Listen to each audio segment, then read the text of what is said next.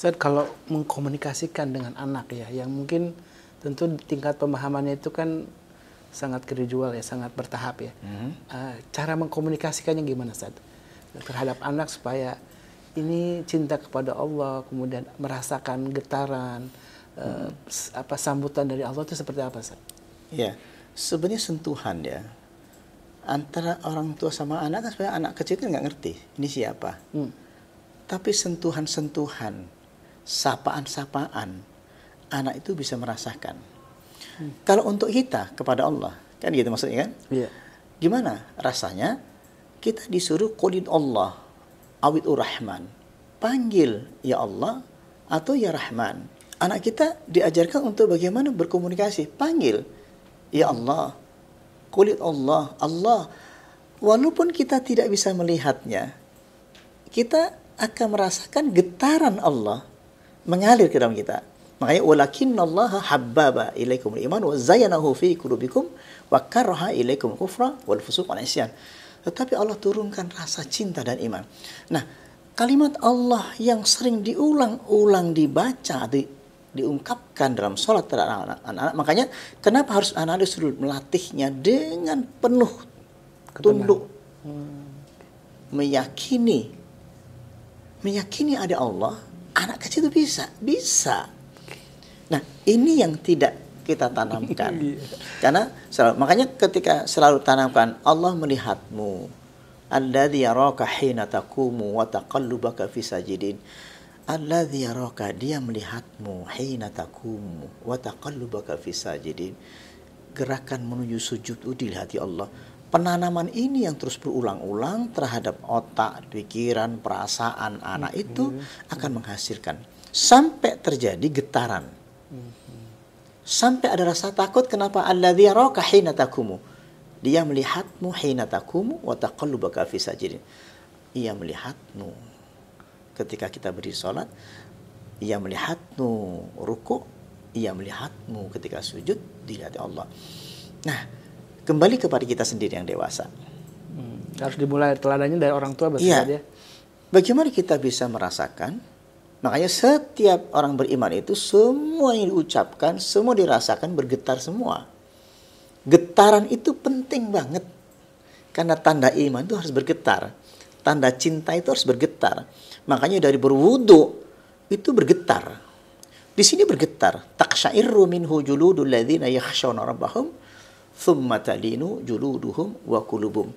Taqsya'irru bergetar. Minhu darinya juluduhum wa qulubuhum, kulit dan hati selalu bergetar. Orang beriman itu setiap hari itu bergetar hatinya dengan lembut. Makanya irtanimu du'a inda riqati fa innaha rahmah. Segera berdoa ketika hatimu ada getaran lembut dalam hati. Di sini ada sumatalinu, lunak, juluduhum wa qulubuhum, kulit dan hati itu lunak sekali. Jadi bentuknya bisa dirasakan. Anak kecil juga bisa merasakan kelunakan, kelembutan hati kita loh. Ya. Semua teman kayak sahabat ketika ada hubungan batin dengan sangat baik dengan kita, itu akan merasakan kelembutan dan kelunakan hati kita. Itu yang kita cobakan. Bisa nggak keimanan itu berlangsung 24 jam? Tidak segera ketika pas sholat. Karena sholat itu akan berlanjut setelah sholat. فَإِذَا قَضَيْتُمُ الصَّلَاةَ فَاذْكُرُوا اللَّهَ قِيَامًا وَقُعُودًا وَعَلَى جُنُوبِكُمْ فَإِذَا اطْمَأْنَنْتُمْ فَأَقِيمُوا الصَّلَاةَ. Apabila engkau selesai sholat, maka fadhkurullah, langsung pertahankan. Ingat kepada Allah tadi. Pertahankan sholatmu dengan ingat pada Allah. Dengan ingat pada Allah, baik itu berdiri, duduk, berbaring, maka ingat pada Allah, ada lagi dampaknya, harus nyambung. Tatmainul qulub, tenang, menghasilkan ketenangan. Jadi habis sholat itu tenang. Setelah sholat tenangnya dipertahankan. Kenapa dipertahankan? Karena setelah sholat kita berzikir. Tenang di sini. Itu yang harus kita jaga. Makanya untuk kita semuanya orang sholat kita coba keseharian kita hati tenang atau tidak. Nah, tenang itu macam-macam. Tenang dicoba dengan pikirannya. Tenang diukur lagi. Apakah tenang betul? Apa betul-betul hakikat tenang? Sebab tenang itu macam-macam. Dengan dengarkan musik orang bisa tenang. Dengan orang pesta-pesta orang jadi tenang. Bukan. Tenang itu adalah ala bi dzikrillahi tatma'innul qulub. Hanya dengan muzikir hatimu tenang. Nah, ingat kepada Allah. Orang yang ingat kepada Allah, dia akan tidak pernah gelisah. Makanya diukur, wa minan nasi may ya'budullaha ala harf, fa in asabahu khairun itma'an nabi wa in asabathu fitnah inqalaba ala wajhihi khasira dunya wal akhirah. Di antara manusia itu beribadah menyembah Allah itu baru tingkat permukaan. Cirinya adalah diukur. Ada standarnya. Kalau ada kenikmatan dari Allah, itma'an nabi, dia tenang. Tetapi ketika ada problematika, ada persoalan, hidupnya kacau balau, maka inqalaba ala wajhihi khasirad dunya wal akhirah. Maka seketika itu dia panik. Nah, keimanan itu ternyata diukur dari sisi ini. Makanya yang asli iman ketika Allahu Akbar, maka tenang. Ala bi dzikrillahi tatma'innul qulub. Makanya tenang itu ukuran.